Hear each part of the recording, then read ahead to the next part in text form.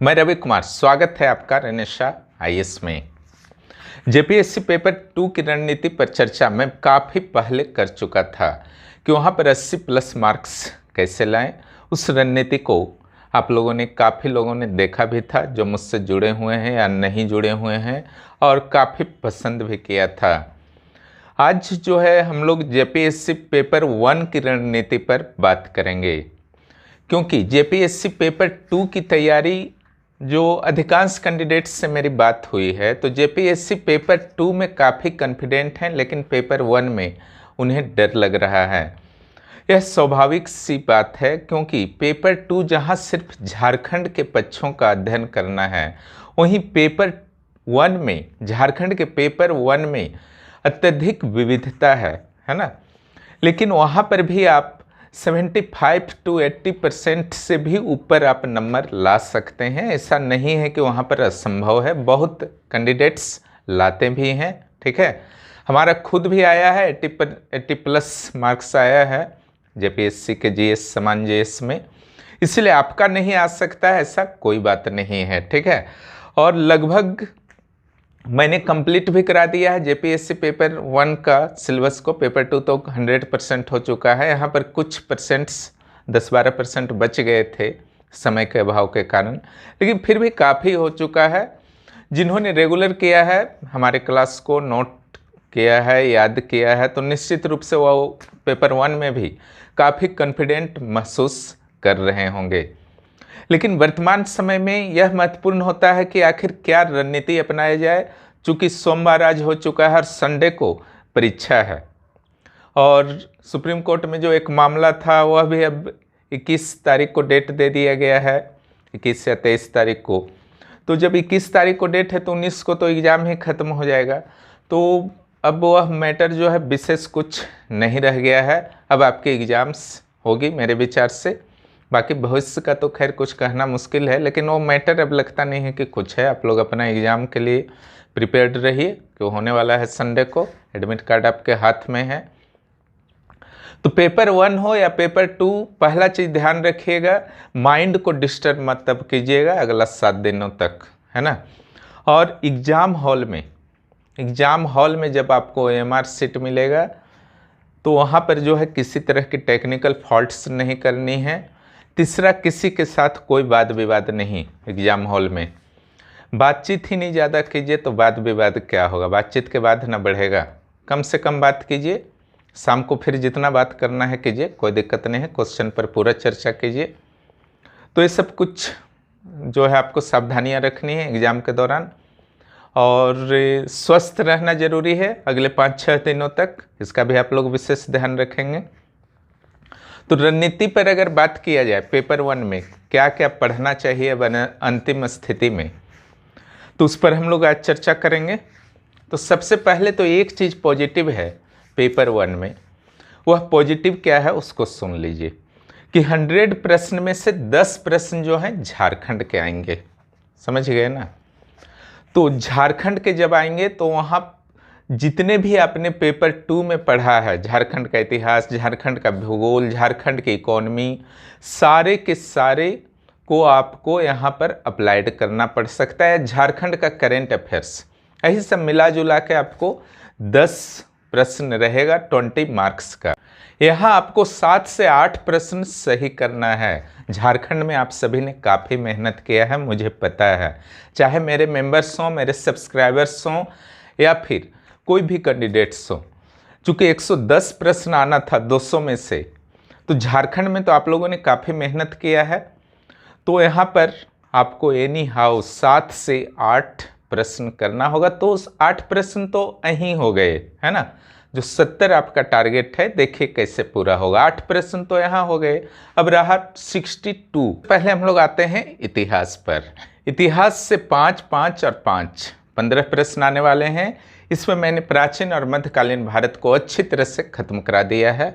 वहाँ से बाहर प्रश्न आने की विशेष संभावना नहीं है। 1-2 प्रश्न आ सकते हैं, 10 में से हो सकता है कि 1-2 बाहर से आ जाएं, उसकी कोई गारंटी नहीं दे सकता। 80% की गारंटी मैं हमेशा देता हूँ, है ना, जो भी मैंने पढ़ा दिया है।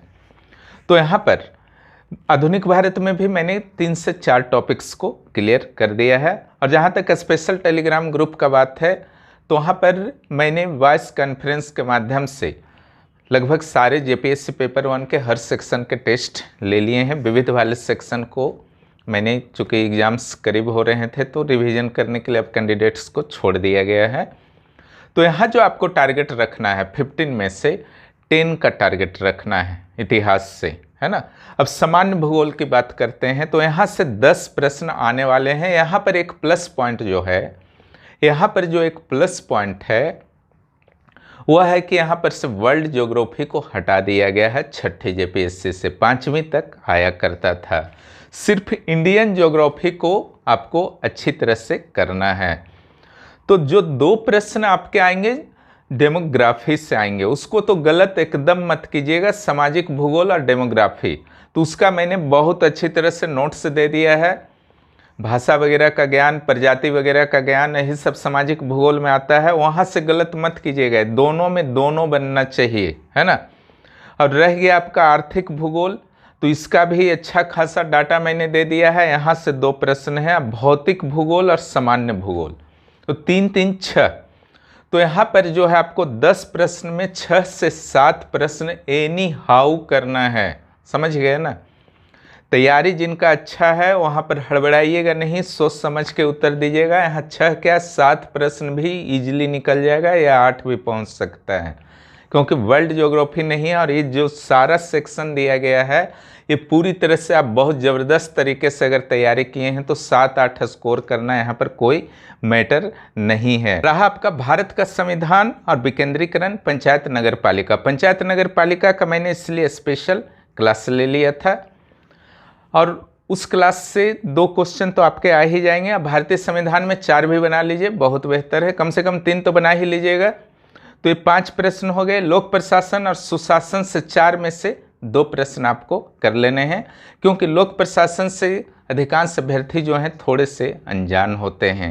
यह एक थोड़ी सी समस्या होती है, इसके कारण समस्या आपको आ सकते हैं, इसलिए मैंने 2 का ही टारगेट रखा है। लेकिन मुख्य परीक्षा की अगर तैयारी है आपकी किसी की भी लोक प्रशासन की, तो इसमें ज़्यादा भी आप बना सकते हैं। लेकिन एक चीज़ को हमेशा याद रखिएगा, सिविल सेवा के दृष्टिकोण से आपकी प्रारंभिक परीक्षा की तैयारी तब तक संपूर्ण नहीं मानी जाती है जब तक आप मुख्य परीक्षा के किसी सब्जेक्ट की तैयारी नहीं कर लिए हैं। इसलिए जो मुख्य परीक्षा का प्रोग्राम हो रहा है 25 तारीख से, आप भले ही भविष्य के अभ्यर्थी हैं या अगले साल चाहते हैं मेंस देना, मेंस को पहले कंप्लीट कर लीजिए। और सिविल सेवा का वास्तव में यह सबसे सही तरीका होता है तैयारी का। मुख्य परीक्षा को पहले तैयारी कीजिए, उसके बाद प्रारंभिक परीक्षा को, बहुत ईजी पड़ता है ना। इस तरीक़ा से एक बार तैयारी करके देखिए जो भी नए अभ्यर्थी हैं। तो यहाँ पर जो है आपको 7 प्रश्नों का इस प्रकार से टारगेट मिलता है ना। अगला आते हैं इकोनॉमिक्स, आर्थिक और टिकाऊ और धारणीय विकास। ठीक है, तो यहाँ पर जो आपका है भारतीय अर्थव्यवस्था के आधारभूत लक्षण, प्रतियोगिता दर्पण के अतिरिक्तांक के जो भी मैंने पार्ट्स बताए हैं, अगर आप याद कर लेते हैं तो 4 में से 3 प्रश्न बन ही जाएंगे, समझ गए ना। धारणीय विकास, आर्थिक मुद्दे, आर्थिक सुधार और वैश्वीकरण, इसका क्लास मैंने ले लिया है। अगर वह क्लास आपका कंप्लीट है तो ये 4 2 6 प्रश्न में 3 से 4 प्रश्न, 5 प्रश्न भी आप निकाल सकते हैं, है ना। तो यहाँ पर मैं टारगेट देता हूँ 6 प्रश्न का मिला करके, अर्थव्यवस्था में 10 में से 6 प्रश्न। अब साइंस एंड टेक्नोलॉजी में आई जाइए तो सामान्य विज्ञान से मात्र 4 प्रश्न हैं और सेक्शन आपके पास हैं केमिस्ट्री, फिजिक्स एंड बायो। तो बायो से मान के चलिए 2 प्रश्न रहेंगे और केमिस्ट्री से 1 और फिजिक्स से 1 प्रश्न। तो यहाँ पर अगर 2 प्रश्न भी आप निकाल लेते हैं 4 में से 2 तो आपकी बड़ी उपलब्धि होगी। आप चाहे साइंस सेक्शन के हों या फिर आर्ट्स सेक्शन के हों, कॉमर्स सेक्शन के हों, उससे कोई फर्क नहीं पड़ता है, क्योंकि यह अप्लाइड साइंस होता है। कोई आपका बीएससी एमएससी वाला साइंस नहीं आता है, कोई थ्योरी वाला साइंस नहीं आता है, अप्लाइड आता है। अब साइंस के हैं, आर्ट्स के हैं, उससे फर्क नहीं पड़ता है, क्योंकि आप कभी भी कंफ्यूज कर जाते हैं अप्लाइड साइंस में। इसलिए स्टडी जितना गहराई से आपने किया है, प्रैक्टिस जितना गहराई से किया है, वो सब उस दिन काम देगा। सूचना संचार तकनीकी, कृषि तकनीक विकास, यह 6 3 9 प्रश्न है। तो यहाँ से आपका टोटल समाज विज्ञान में 6 प्रश्न हैं, 6 प्रश्न हैं, तीनों से 2-2, तो टोटल जो यहाँ पर 15 प्रश्न हैं। तो कृषि तकनीकी और सूचना संचार का तो मैंने काफ़ी अच्छा नोट्स दे दिया है ना, बहुत कैंडिडेट्स ने लाभ उठाए हैं। तो यहाँ पर आपको टारगेट दिया जाता है कि आप 9 प्रश्न यहाँ पर क्लियर कर लें, है ना। ये जो है आपका काफ़ी पॉजिटिव रहेगा। कम से कम 9, अधिक जितना करना है कीजिए, सारा 15 बना दीजिए, लेकिन 11-12 भी जा सकता है जिनका तैयारी बहुत अच्छा है, कोई बहुत बड़ा मैटर नहीं है। झारखंड से जुड़े के बारे में मैंने शुरू में ही चर्चा कर ही लिया है, वहाँ पर 10 में से 8 बनाना है। अब आते हैं इंटरनेशनल नेशनल करेंट अफेयर्स पर। इंटरनेशनल नेशनल करेंट अफेयर्स लिखा है, इसका अर्थ नहीं है कि यहाँ पर इकोनॉमिक करेंट अफेयर्स नहीं होगा, या नियुक्तियाँ नहीं आएंगी, पुरस्कार नहीं आएंगे, खेल के करेंट अफेयर्स नहीं आएंगे, सारे कुछ इसी में इंक्लूड है, बस इतना ध्यान रखिएगा। इसमें यहाँ से 15 प्रश्न हैं, यानी कि 30 मार्क्स, बहुत इंपॉर्टेंट है। करेंट जब भी पढ़िए केवल फैक्ट्स को नहीं रटना है, सिविल सेवा के लिए 1 लाइनर्स को नहीं रटना है, थोड़ा समझ के पढ़िए। उसी अनुरूप मैंने क्लास भी लिया है, पुरस्कार का खास करके क्लास देखिएगा, करेंट अफेयर्स का बहुत सारे कंसेप्ट वहाँ पर मैंने दिए हैं। इसके लिए आप लोगों को प्रतियोगिता दर्पण के current affairs, monthly current affairs और जो वार्षिक में 2 करेंट अफेयर्स आते हैं 2 बार, उसको हमेशा कंप्लीट रखिए और कुछ पढ़ने का ज़रूरत नहीं है, डेली पेपर वगैरह आप पढ़ते ही हैं।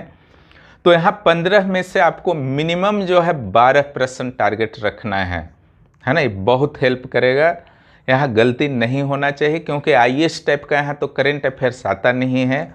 बीपीएससी या जेपीएससी हो तो थोड़ा सा लेवल डाउन रहता है, सिंपल करेंट अफेयर्स आता है, तो यहाँ पर गलत नहीं होगा अगर सावधानी से बनाइएगा। तो एग्ज़ाम हॉल में तो पढ़ नहीं सकते हैं, लेकिन एक चीज़ ज़रूर कर सकते हैं, सावधानी रख सकते हैं। जो सोचा है वही उत्तर मारना है। 4 ऑप्शंस में से कौन बेहतर होगा, हड़बड़ा के डिसीजन नहीं लेना है, सोच समझ के एक अच्छा सा उत्तर चुनना है, कन्फर्म होकर के अपना मार दीजिए। या फिर 100 क्वेश्चन से नेगेटिव मार्किंग नहीं है, ऐसा स्थिति आप अपना कर लीजिएगा कि लास्ट में कॉपी ही आपका इन्विजिलेटर छीन लिया और 8-10 ठो काला करना भी बाकी रह गया, तो पक्का 2-3 तो ऐसे ही नुकसान उठा लिए, है ना। नहीं जानते हैं तो उसको भी ब्लैक करना है और समय पर ब्लैक करना है। इतना वेट करते रह गए, लास्ट में करेंगे, 5 मिनट बचा हुआ है, 30 ठो का गोला काला करना है। अब का काला कर रहे हैं, किधर कर रहे हैं, पार हो रहा, अंदर आ रहा, उस टाइप का नहीं। 4-5 मिनट पहले ही अपने आप को तैयार रख लीजिए। आपके OMR सीट को आप हस्तांतरित कर सकते हैं इन्विजिलेटर को, इस सिचुएशन में आपको आना है ना। तो यहाँ 12 प्रश्न का टारगेट आपको मेरी ओर से दिया जाता है। अब आते हैं विविध सेक्शन। विविध सेक्शन की विविधता को देखते हुए मैंने इसे काफ़ी अच्छी तरह से और काफ़ी डिटेल्ड वे में पढ़ाया है, आप वीडियो उपलब्ध है, देख सकते हैं। अगर उन सारे क्लासेस को किन्होंने भी कर लिया है तो निश्चित रूप से 12 प्रश्न तो उनका कहीं नहीं जाएगा, लेकिन बहुत ज़्यादा इसमें विविधता है, इसलिए आपको टारगेट देता हूँ 11 क्वेश्चंस का, है ना। तो यहाँ जो मानवाधिकार, वातावरणीय सुरक्षा, नगरीकरण, जैव विविधता, जलवायु परिवर्तन, खेलकूद, आपदा प्रबंधन, गरीबी बेरोजगारी, पुरस्कार, यूएनओ, अन्य अंतर्राष्ट्रीय एजेंसियाँ, अच्छी तरह से मैंने पढ़ा दिया है। जिन्होंने भी यूज किया है देख सकते हैं कि इसके अंदर क्या क्या पढ़ना है, नहीं पढ़ना है, सब समझ में आएगा। नगरीकरण तक को भी मैंने काफ़ी डिटेल में समझाया है, और जलवायु सेक्शन को तो ज़रूर आपको देखना चाहिए है ना। अब क्या देखिएगा, जो देख चुके हैं उन्होंने काफ़ी अच्छा काम किया है, उनको लाभ भी एग्ज़ाम में होने जा रहा है। तो यहाँ पर 11, तो टोटल जो आपके प्रश्न अगर इतने बना लेते हैं तो आपका कितना सही हो जाएगा, अब उसको सुन लीजिए। जेपीएससी पेपर 1 का यहाँ 12 और 11 जो हो गया है, ये चला गया 23, और 8 प्रश्न जो मैंने बताया था झारखंड से, है ना, तो ये हो गया 31, और 10 प्रश्न जो है विज्ञान प्रौद्योगिकी से, तो हो गया 41, 9 ही रख लीजिए विज्ञान प्रौद्योगिकी से, साइंस सेक्शन से चलिए 9, तो 40 हो गया। और आर्थिक सेक्शन से आर्थिक सेक्शन से मैंने बताया था 6 से 7 करना है, 6 रखिए 46। राज्य व्यवस्था से आपको 8 प्रश्न करना है, 8 है ना, 10 में से 8, 7 ही रख लीजिए, समझ गए ना। तो यहाँ पर आपका हो गया 63, 53, 7 हो गया 53। और यहाँ जो आपका है भारत का भूगोल से मैंने कहा था 10 में से 7 करना है, तो यहाँ हो गया 60, 53 और 7 60। और भारत के इतिहास से मैंने कहा था कि 10 से पार करना है, समझ गए ना, 10 से रख लीजिए तो आपका हो गया 70, पहुँच गया ना 70।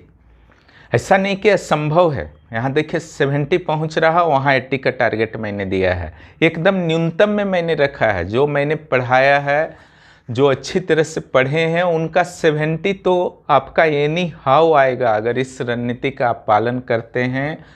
लेकिन शर्त तो ही है कि आपकी तैयारी अच्छी है। तैयारी अच्छी नहीं है तो इस टाइप का गणना का कोई मतलब नहीं है ना।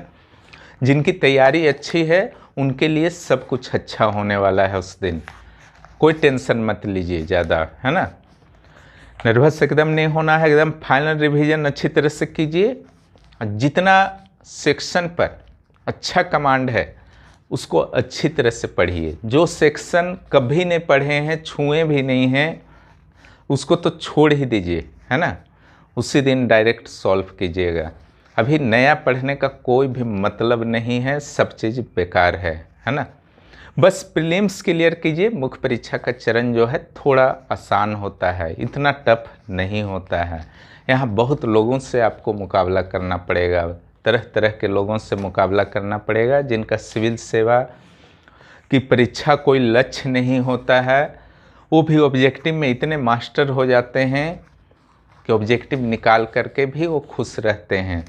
परिवार में, मोहल्ले में उनकी थोड़ी इज्जत बढ़ जाती है, उससे ज़्यादा उनका कुछ लक्ष्य नहीं होता है। ऐसे लोग भी होते हैं सिविल सेवा के प्रारंभिक परीक्षा देने वाले, खास करके स्टेट वाले, है ना। उनसे भी आपको मुकाबला करना है, लेकिन उपयुक्त रणनीति से आप एक अच्छे स्कोर निश्चित रूप से कर सकते हैं। इसलिए घबराना नहीं है ना, क्योंकि जीवन का अंत किसी परीक्षा के साथ नहीं होता है। आप हैं तो परीक्षा है, आप हैं तो सफलता है, आप हैं तो असफलता है। हर चीज़ आपसे जुड़ा हुआ है, आपके जीवन से जुड़ा हुआ है ना। और जीवन का अंग है सफलता असफलता, हर चीज़ जीवन का अंग है।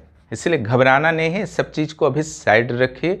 क्या होगा नहीं होगा, क्वेश्चन कैसा आएगा नहीं आएगा, अपनी तैयारी को जो गति से आप ले जा रहे हैं उसी गति से ले जाइए। इसके रिदम में किसी तरह की कोई भी बाधा उत्पन्न नहीं होनी चाहिए, कम से कम आपकी गलती से उत्पन्न नहीं होनी चाहिए। अब हम लोग एक एक सेक्शन पर थोड़ा थोड़ा देख लेंगे अगले वीडियो में। जो भी इस चैनल पर नए हैं, चैनल को सब्सक्राइब कीजिए और चैनल की मेंबरशिप प्राप्त कीजिए।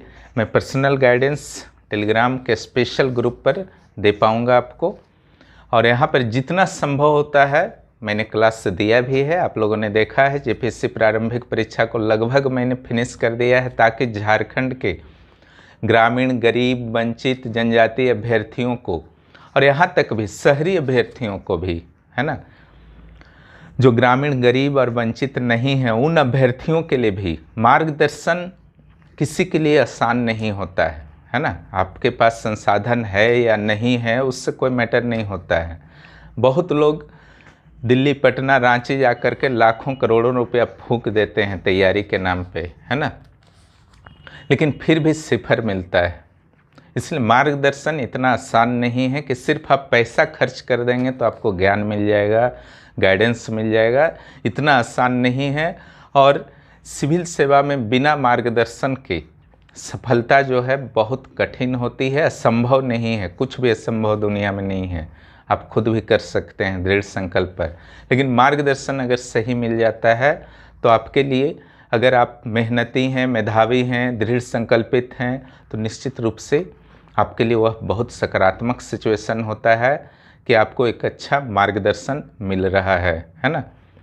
और रेनेसा आईएएस की ओर से हमारा हमेशा प्रयास रहा है कि आपको एक अच्छा मार्गदर्शन प्राप्त हो, आप भी मेहनत कीजिए, मैं भी मेहनत करूँगा, है ना।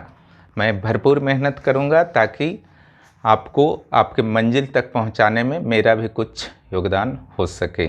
उसके लिए आपको थोड़ा सा चैनल से और ज़्यादा जुड़ना होगा। आप जुड़े ही हुए हैं, हमारे वीडियो देख रहे हैं, इट मीन्स जुड़े ही हुए हैं, लेकिन अगर टेलीग्राम ग्रुप तक आप पहुंचते हैं तो वहाँ पर बहुत ज़्यादा लाभ होंगे, क्योंकि वहाँ पर कुछ अलग तरीके से मैं मुख्य परीक्षा की तैयारी कराने वाला हूँ।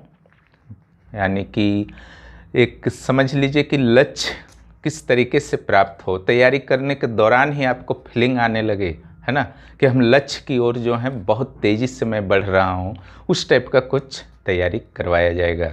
जुड़िए और इसको महसूस कीजिए। वीडियो देखने के लिए बहुत बहुत धन्यवाद। फिर मिलते हैं अगले वीडियो में। नर्वस नहीं होना है ना, और एग्ज़ाम क्लियर करके ही अपने सेंटर से आना है। क्लियर? चलिए फिर मिलते हैं अगले क्लास।